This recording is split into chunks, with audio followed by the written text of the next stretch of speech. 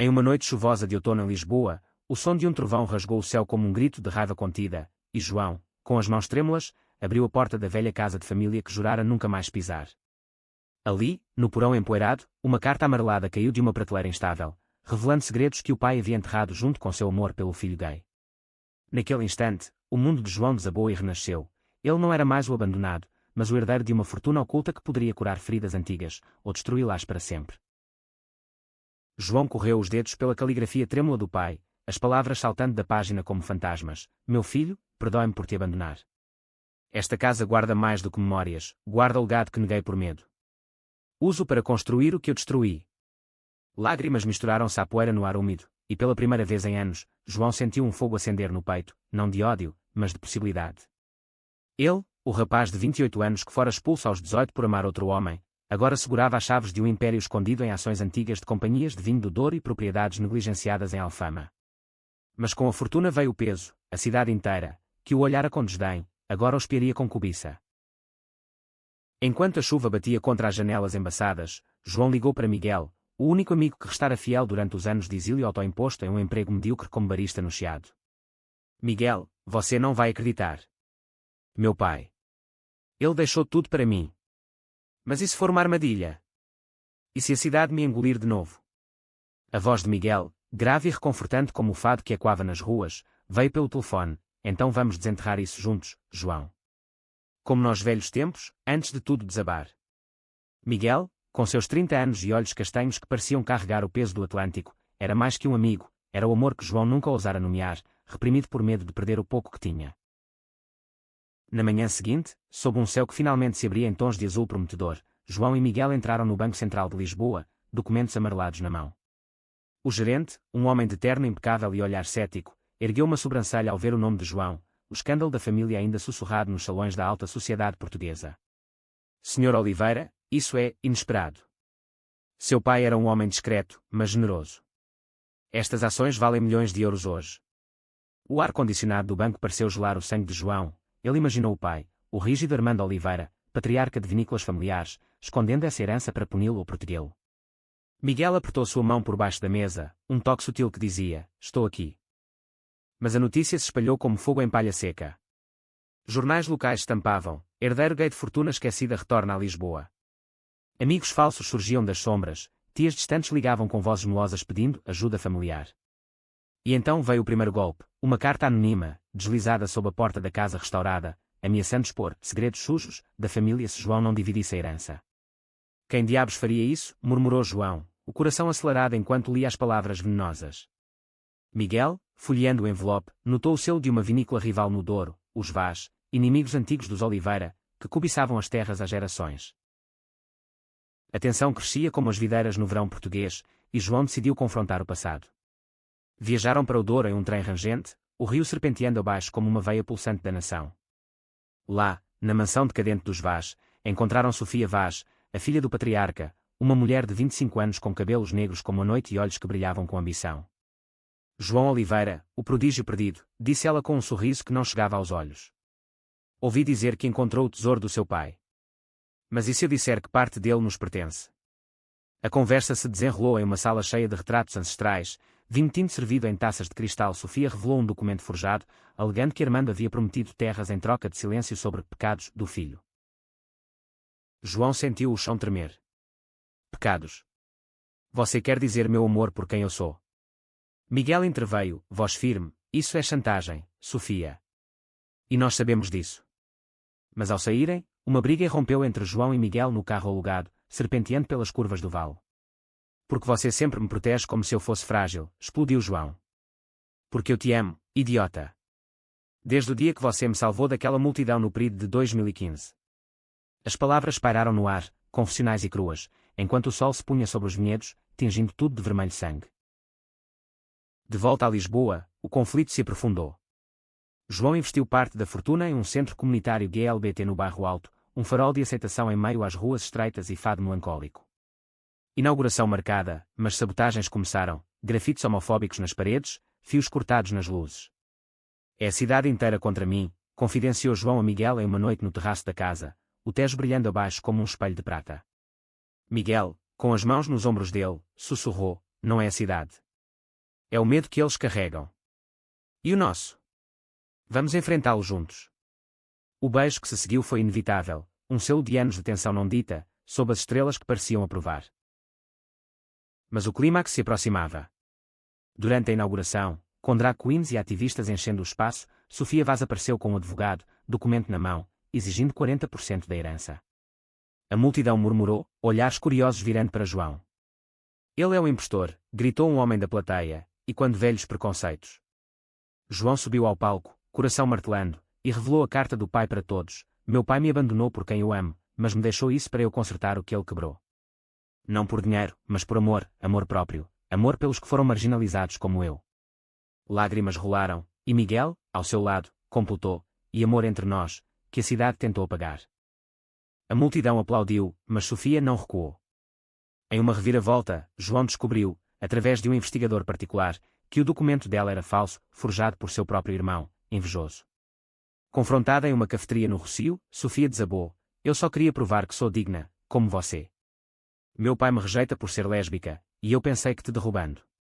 A confissão uniu-os em uma aliança frágil. Sofia se juntou ao centro, transformando rivalidade em solidariedade. Enquanto o centro florescia, atraindo jovens de todo o país, de Porto a Faro, João e Miguel navegavam as águas turbulentas de seu novo relacionamento. Noites passadas em conversas profundas sobre o passado, Miguel contava como fora espancado por revelar sua orientação aos 16, em uma vila conservadora no Alentejo. João revivia a noite em que o pai o expulsara, bagagens na mão, sob a chuva de Alfama. Eu pensei que o amor era uma maldição, admitiu João uma madrugada, deitado no colchão improvisado do sótão. Miguel traçou linhas suaves em seu braço. É uma força, João. A que nos trouxe de volta. Mas a fortuna atraía abutres. Um investidor americano, Vitoral, chegou com propostas reluzentes, compre vinhedos no Douro, expanda para o mundo. Mas esqueça esse centro politicamente correto, foque no lucro. Vítor, com seu sotaque cortante e ternos italianos, via João como um peão em um jogo maior. Jantares no bairro Alto viravam armadilhas, com Vítor insinuando, em Nova York, homens como vocês prosperam se souberem se vender. João resistia, mas a dúvida crescia, e se ele falhasse, e o centro fechasse? Miguel notava as olheiras, não venda sua alma, amor. Lembra porque estamos aqui. A primeira rachadura veio em uma viagem a Sintra, onde comprava uma propriedade para o centro. No Palácio da Pena, com suas torres coloridas contra o nevoeiro, Vítor os seguiu, propondo parceria privada. Miguel, você é o tipo quieto, perfeito para gerenciar as sombras. As palavras cortaram como facas, e naquela noite, em um hotel romântico, João e Miguel brigaram feio. Você flerta com ele para me proteger, acusou Miguel. Não. É para salvar tudo que construímos. A porta bateu, e Miguel saiu para a chuva, deixando João sozinho com ecos de solidão. Dias depois, uma crise. O banco congelou contas de João por investigações fiscais, obra de Vítor, que manipulava cordas no EUA. Desesperado, João foi ao Douro sozinho, colhendo uvas em vinhedos familiares para clarear a mente. Lá, encontrou um diário escondido do pai, páginas cheias de arrependimentos. Eu amei Armando, mas o medo da sociedade me matou. Filho, não repita meus erros. Revelação. O pai fora bissexual, casado por conveniência, abandonando João para não contaminá-lo com sua própria fraqueza. De volta, João confrontou Vítor em um café no Terreiro do Paço, com o arco triunfal testemunhando. Saia da minha vida, ou revelo suas fraudes. Vítor riu, mas subestimou a aliança. Sofia, agora amiga, forneceu provas de lavagem de dinheiro. A polícia chegou, algemas brilhando ao sol, e Vítor foi arrastado, gritando maldições. João e Miguel se reconciliaram sob o mesmo arco, mãos entrelaçadas, perdão por duvidar. Você é minha âncora. O centro expandiu, com oficinas de arte para jovens fado adaptado com letras de empoderamento. Mas um novo conflito. A igreja local, liderada pelo padre conservador Manuel, protestava nas portas, cartazes com Deus não aprova pecados. Manifestações cresceram, mídia sensacionalista alimentando o fogo. João, exausto, questionou, vale a pena lutar contra o ódio enraizado? Miguel, organizando contra-protestos, respondeu, sim, porque cada jovem que entra aqui sorri pela primeira vez. O ápice da tensão veio no dia do orgulho, com a parada enchendo as ruas de Lisboa de arco-íris e música. João liderava o carro alegórico do centro, Miguel ao seu lado com o microfone, narrando histórias de superação. Mas Padre Manuel infiltrou sabotadores, um grupo jogou tinta preta nos floats, gritando arrependei-vos. caos, empurrões, sirenes, João protegendo uma adolescente trans que chorava no chão. Fique comigo, gritou ele, enquanto Miguel afastava agressores. Na delegacia, depoimentos se acumulavam.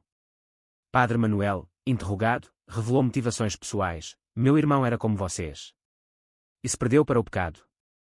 Confissão chocante, o padre carregava culpa por não salvar o irmão gay, morto em suicídio anos antes. João, ao invés de ódio, estendeu a mão, venha ao centro. Veja que amor não é pecado.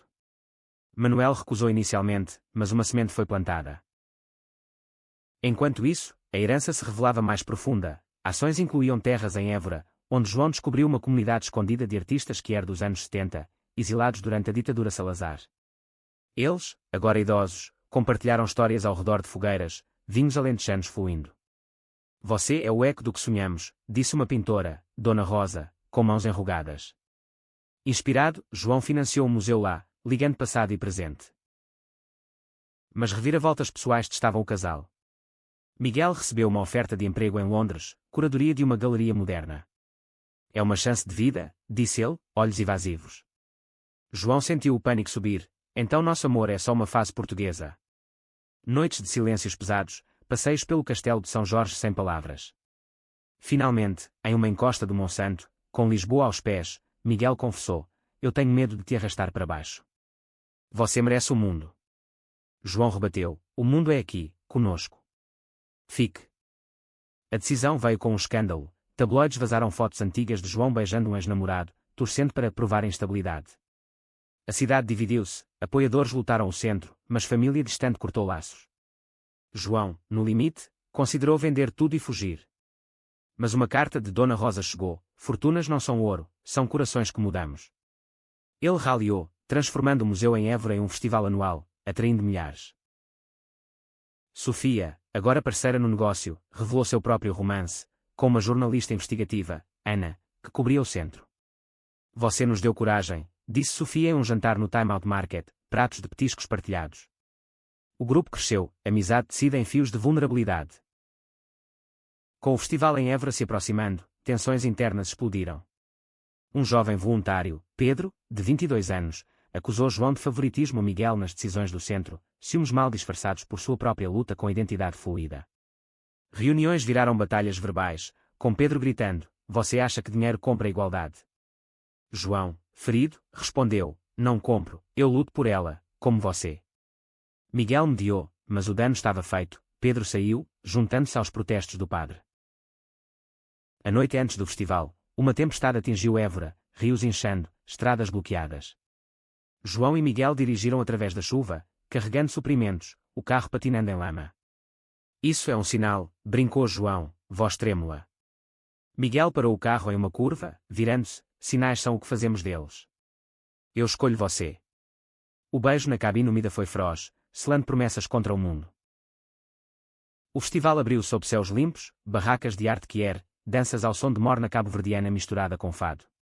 Mas Padre Manuel apareceu, não com cartazes, mas sozinho, olhos baixos. Eu vim ver, murmurou. João o guiou pelo museu, mostrando fotos de casais como eles nos anos 70, histórias de resiliência. Lágrimas escorreram no rosto envelhecido do padre, meu irmão teria amado isso. Ele doou anônimo, um gesto de redenção.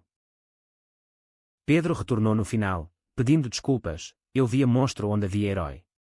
O abraço coletivo marcou virada, o centro não era mais alvo, mas farol. De volta a Lisboa, a fortuna permitiu a expansão. Uma linha de vinhos, herança arcobaleno, rótulos com histórias quier, lucros para o ONGS. Mas Vítor, de prisão, mandou um emissário, uma oferta de vingança, prometendo aliados na política para bloquear licenças. João investigou, descobrindo ligações com vereadores corruptos. Em uma audiência na Câmara Municipal, com o salão lotado, ele testemunhou, esta cidade, berço de explorações, não pode regredir ao medo. A multidão, incluindo Manuel, aplaudiu, os vereadores recuaram. Miguel declinou Londres, propondo casamento discreto em uma capela em Óbidos, vilarejo medieval. Não por lei, mas por nós, disse. A cerimônia, com Sofia e Ana como testemunhas, Dona Rosa cantando uma bênção alentejana, foi íntima, velas tremulando contra paredes de pedra. File 4, fim da parte 4, aproximadamente 1000 palavras. Anos de abandono pareciam um sonho distante, mas ecos persistiam. Uma carta do tio de João, vivendo em Coimbra, chegou. Seu pai morreu arrependido. Ele escondeu a fortuna para te proteger dos vás, mas falhou em te proteger do ódio. Revelação. Armando havia escrito testamento aos 50, prevendo sua própria morte prematura por câncer, não acidente como se dizia. Com saúde própria abalada por stress, palpitações noites adentro, João priorizou o legado. Lançou fundação, pontos de cor, financiando terapias para famílias workshops contra preconceito em escolas. Miguel, agora co-diretor, pintava murais nos prédios do centro, cores vivas contando narrativas de amor. Novo conflito, uma política ascendente, Isabel Costa, candidata à prefeita, cortejou João para endorsement, mas em privado, sussurrou, apoie-me, e eu enterro os protestos. Mas mantenha baixo o barulho, GLBT. Traição velada, João recusou publicamente, expondo hipocrisia em uma entrevista na RTP. Escândalo, Isabel perdeu aliados, mas retaliou vazando dívidas fiscais falsas da fundação. Investigação revelou conluio com Vítor, ainda influente de dentro. João viajou a Paris, onde Vítor exilava-se sob fiança, confrontando-o em um café nos Champs-Élysées. Você destruiu vidas por ganância, disse João. Vítor, envelhecido, rebateu, e você? Seu dinheiro é sangue de exploradores coloniais. Diálogo cortante revelou a humanidade. Vítor perdera um filho gay para AIDS nos 80s, canalizando dor em ódio. Talvez eu esteja errado, admitiu, assinando confissão que limpou o nome de João. De volta, casamento simbólico em Óbidos inspirou casais, festival de uniões com votos trocados sob o livro de horas medieval. Sofia e Ana anunciaram a adoção, Pedro se assumiu como ativista trans. Mas clímax final, incêndio no centro, noite de verão, chamas lambendo azulejos. Bombeiros salvaram estruturas, mas a arte de Miguel queimou. Acusações apontaram sabotagem, Padre Manuel, redimido. Não, um ex-funcionário de Vítor, último golpe. Prisão veio rápida, mas perda doía. João, nos escombro, chorou, construímos tanto. Miguel, coberto de fuligem, abraçou-o, reconstruímos. Juntos. Reconstrução começou ao amanhecer, voluntários de toda Portugal chegando, de Algarve a Minho, martelos e quando como hinos. Dona Rosa liderou murais novos, temas de renascimento, Fênix que sobre o Tejo. Padre Manuel pregou a homilia de perdão na missa de reinauguração, congregação mista aplaudindo. Fortuna de João, agora bilionária com vinhos exportados, financiou rede nacional, centros em cada distrito, parcerias com universidades para estudos de gênero. Ele e Miguel adotaram formalmente, após leis mudarem, um menino de 10 chamado Rui, órfão de família conservadora. Reviravoltas finais. Tio em Coimbra revelou testamento complementar, terras para Sofia, unindo famílias rivais em vinícola conjunta. Paz no Douro, brindaram em colheita, uvas esmagadas sob pés descalços.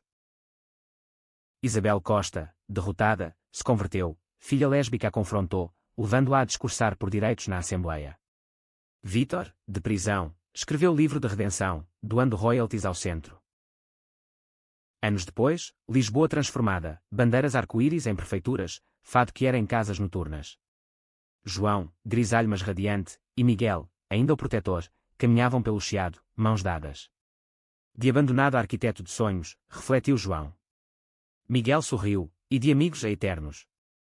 A cidade, outrora cética, agora celebrava, o filho gay não só encontrou fortuna, mas a multiplicou em amor, dissolvendo ódios em pontes de cor.